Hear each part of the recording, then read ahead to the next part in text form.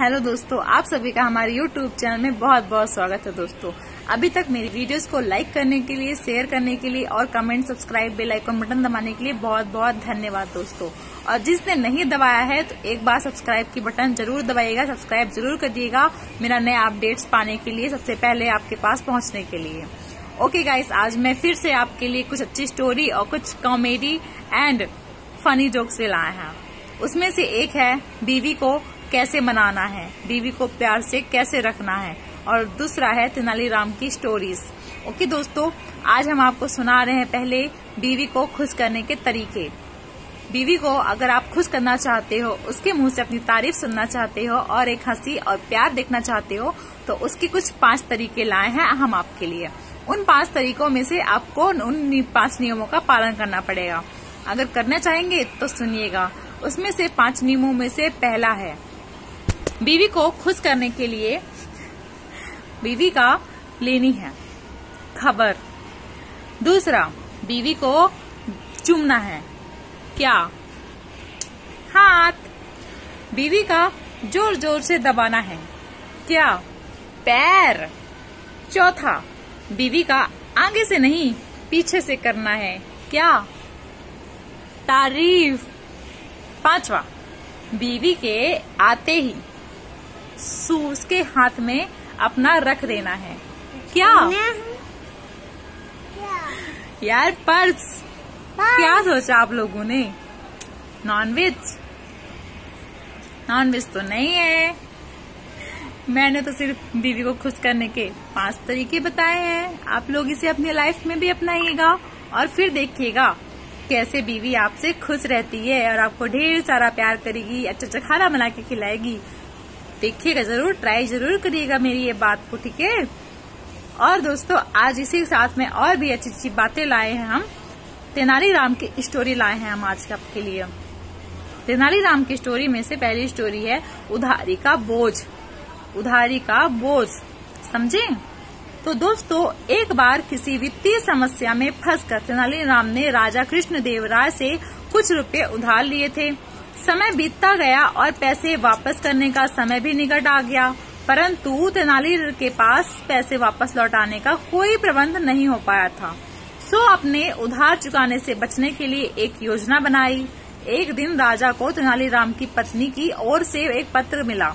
उस पत्र में लिखा था कि तेनालीराम बहुत बीमार है। तेनालीराम कई दिनों से दरबार में भी नहीं आ रहा था, इसलिए राजा ने सोचा कि स्वयं जाकर तेनाली से मिला जाए।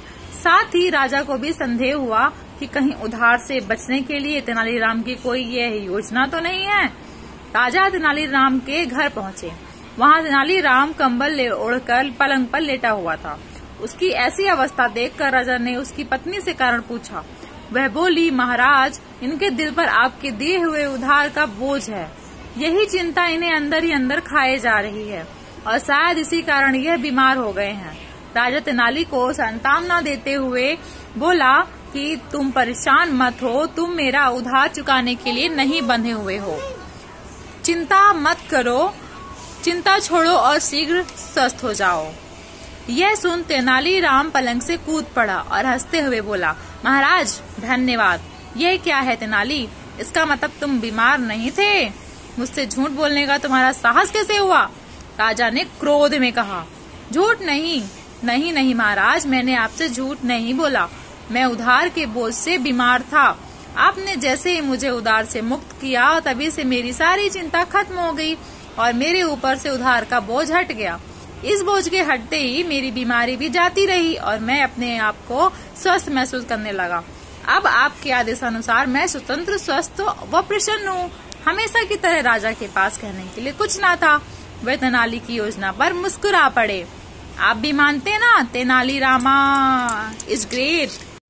तो दोस्तों, आज तेनालीरामा की दूसरी स्टोरी भी हम आपको सुनाएंगे, ठीक है। आपने तो देखा ही होगा, कुछ लोगों ने देखा होगा तेनालीराम की स्टोरी और सीरियल भी बना था। तो तेनालीराम का हम फिर से आपको दूसरी स्टोरी सुनाते हैं। जिन्होंने सीरियल्स देखे होंगे तेनालीरामा के, उन्हें पता होगा कि वो कितना अच्छा था और उसका एक्ट कितना अच्छा रहता था, परफॉर्मेंस। कलर्स चैनल में वो आया करते थे सीरियल में। और बहुत अच्छी स्टोरी थी, हम भी उन्हें देखा करते थे। उसी से हमने कुछ स्टोरी अपने पास रखी है। आज मैं आपको दूसरी स्टोरी सुनाऊंगी। पहली तो आपने सुन ली, कैसे चालाकी दिखाई उन्होंने।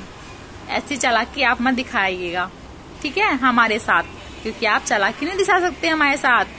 लाइक करिएगा, शेयर करना ही पड़ेगा, सब्सक्राइब भी करना ही पड़ेगा, क्योंकि अगर आपको मेरी नई अपडेट्स चाहिए तो उसमें सब्सक्राइब जरूरी है, वरना आपके पास मेरी नई अपडेट्स नहीं पहुंचेंगी। चलो दोस्तों, ये सब बातें छोड़ते हैं, हम जिसके लिए आए हैं वो काम करते हैं। आपको फिर से मैं दूसरी स्टोरी सुनाती हूँ तेनालीरामा की। अपराधी, अपराधी पर ये निर्धारित करी गई है स्टोरी। एक दिन राजा कृष्णदेवराय व उनके दरबारी दरबार में बैठे थे। तेनालीराम भी वहीं थे। अचानक एक चरवाहा वहां आया और बोला, महाराज महाराज, मेरी सहायता कीजिए, मेरे साथ न्याय कीजिए, प्लीज बताओ तुम्हारे साथ क्या हुआ है। राजा ने पूछा। महाराज, मेरे पड़ोस में एक कंजूस आदमी रहता है। उसका घर बहुत पुराना हो गया है, परंतु वह उसकी मरम्मत नहीं करवाता। कल उसके घर की एक दीवार गिर गई और मेरी बकरी उसके नीचे दबकर मर गई। कृपया मेरे पड़ोसी से मेरा बकरी का हर्जाना दिलवाने में मेरी सहायता कीजिए। महाराज के कुछ कहने के पहले ही तेनालीराम अपने स्थान से उठा और बोला, महाराज, मेरे विचार से दीवार टूटने के लिए केवल इसके पड़ोसी को दोषी नहीं ठहराया जा सकता। तो फिर तुम्हारे विचार में दोषी कौन है? राजा ने पूछा तेनालीरामा से। महाराज, यदि आप मुझे अभी थोड़ा समय दे तो मैं इस बात की गहराई तक जाकर असली अपराधी को आपके सामने प्रस्तुत कर दूंगा, तेनालीराम ने कहा। राजा ने तेनालीराम के अनुरोध को मानकर उसे समय प्रदान कर दिया। तेनालीराम ने चरवाहे के पड़ोसी को बुलाया और उसे मरी बकरी का हर्जाना देने के लिए कहा। पड़ोसी बोला, महोदय, इसके लिए मैं दोषी नहीं हूँ। यह दीवार तो मैंने मिस्त्री से बनवाई थी, अतः असली अपराधी तो वह मिस्त्री है जिसने वह दीवार बनाई। उसने ऐसी इसे मजबूत से नहीं बनाया, अतः वह गिर गई। तेनालीराम ने मिस्त्री को बुलवाया। मिस्त्री ने भी अपने को दोषी मानने से इनकार कर दिया और बोला, अन्नदाता, मुझे व्यर्थ ही दोषी करार दिया जा रहा है, जबकि मेरा इसमें कोई दोष नहीं है। असली दोष तो उन मजदूरों का है जिन्होंने गारे में अधिक पानी मिलाकर मिश्रण को खराब बनाया, जिससे ईंटें अच्छी तरह से चिपक नहीं सकी और दीवार गिर गई। आपको हर्जाने के लिए उन्हें बुलाना चाहिए। राजा ने मजदूरों को बुलाने के लिए अपने सैनिकों को भेजा। राजा के सामने आते ही मजदूर बोले, महाराज, इसके लिए हमें दोषी तो वह पानी वाला व्यक्ति है जिसने गारे चूने में अधिक पानी मिलाया। अब की बार गारे में पानी मिलाने वाले व्यक्ति को बुलाया गया।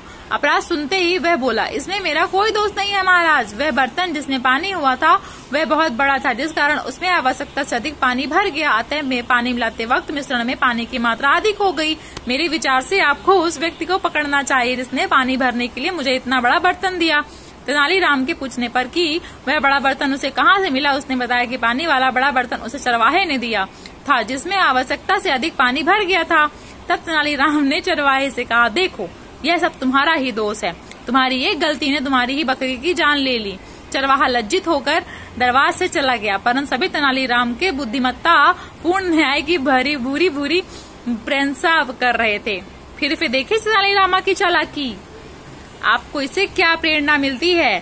वो बहुत ही इंटेलिजेंट थे और कृष्णदेवराय के बहुत ही अच्छे सैनिक माने जाते थे, दरबारी माने जाते थे। जैसे कि एक समय में अकबर और बीरबल की कहानी है, वैसे ही कृष्णदेवराय और उनके दरबारी तेनालीरामा की स्टोरीज हैं। बहुत सारी स्टोरी हैं दोस्तों, हम आपको और भी ऐसे आगे सुनाएंगे, अभी भी सुनाएंगे एक दो, बट अब आगे भी ऐसे सुनाते रहते हैं।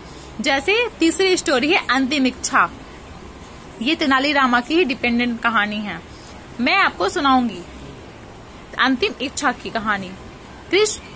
समय के साथ साथ राजा कृष्णदेवराय की माता बहुत वृद्ध हो गई थी। एक बार वह बहुत बीमार पड़ गई। उन्हें लगा कि अब वे शीघ्र ही मर जाएंगी। उन्हें आम से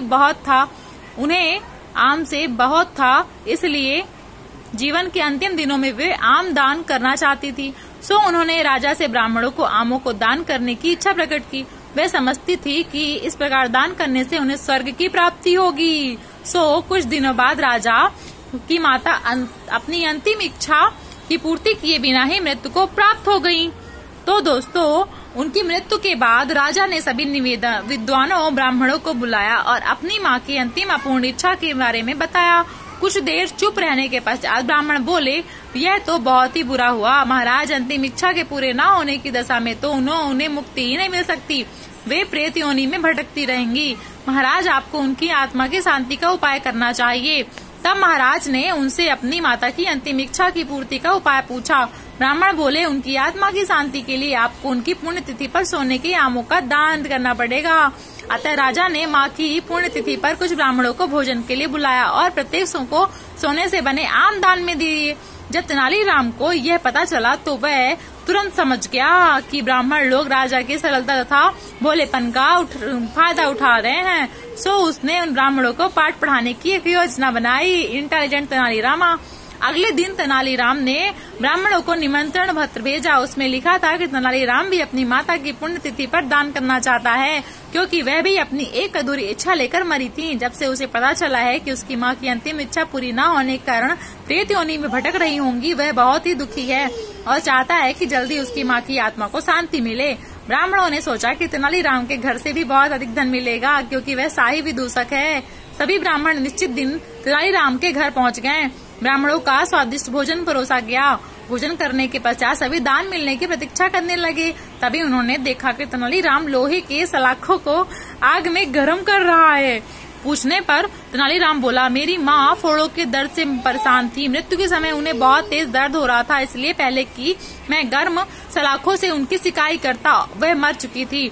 अब उनकी आत्मा की शांति के लिए मुझे आपके साथ वैसा ही करना पड़ेगा। देखा चालाकी, जैसे कि उनकी अंतिम इच्छा थी। यह सुनकर ब्राह्मण बौखला गए। वे वहाँ से तुरंत चले जाने चाहते थे। वे गुस्से में तेनालीराम से बोले कि हमें गर्म सलाखों से दागने पर तुम्हारी माँ की आत्मा को शांति मिलेगी। नहीं नहीं महाशय, मैं झूठ नहीं बोल रहा। यदि सोने के आम दान में देने से महाराज की माँ की आत्मा को स्वर्ग में शांति मिल सकती है, तो मैं अपनी माँ की अंतिम इच्छा क्यों नहीं पूरी कर सकता। यह सुनते ही सभी ब्राह्मण समझ गए कि तेनालीराम क्या कहना चाहता है। वह बोले, तेनालीराम, हमें क्षमा करो, हमें वो सोने के आम तुम्हें देते हैं, बस तुम हमें जाने दो। तेनालीराम ने सोने के आम लेकर ब्राह्मणों को जाने दिया, परंतु एक लालची ब्राह्मण ने सारी बात राजा को जाकर बता दी। यह सुनकर राजा क्रोधित हो गए और उन्हें तेनालीराम को बुलाया। वे बोले, तेनालीराम, यदि तुम्हें सोने के आम चाहिए थे तो तुम मुझसे मांग लेते। तुम इतने लालची कैसे हो गए कि तुमने ब्राह्मणों से सोने के आम ले लिए। महाराज, मैं लालची, तेनालीराम ने बोला। महाराज, मैं लालची नहीं हूँ, बिल्कुल भी नहीं हूँ, अपितु मैं तो उनकी लालच की प्रवृत्ति को रोक रहा था। यदि वे आपकी माँ की पुण्यतिथि पर सोने के आम ग्रहण कर सकते हैं, तो मेरी माँ की पुण्यतिथि पर लोहे की गर्म सलाखें क्यों नहीं झेल सकते। राजा तेनालीराम की बातों का अर्थ समझ गए। उन्होंने ब्राह्मणों को बुलाया और उन्हें भविष्य में लालच त्यागने को कहा। आज के लिए तेनालीराम की 3 स्टोरी आपके लिए बहुत है। आप सुनिएगा ध्यान से, अपनी फैमिली के साथ भी सुन सकते हैं। मैं ऐसे स्टोरी और ऐसी ही बातें ला सकती हूँ कि अपनी फैमिली में अपने बच्चों के साथ मेरी कहानियाँ आप सुन सकते हैं और अपने बच्चों को भी सुना सकते हैं। उनको ही बताइए कि जिंदगी में आगे बढ़ने के लिए होशियार बनना पड़ता है, क्योंकि हमें धोखा देने के लिए हमारे आसपास के लोग ही रहते हैं।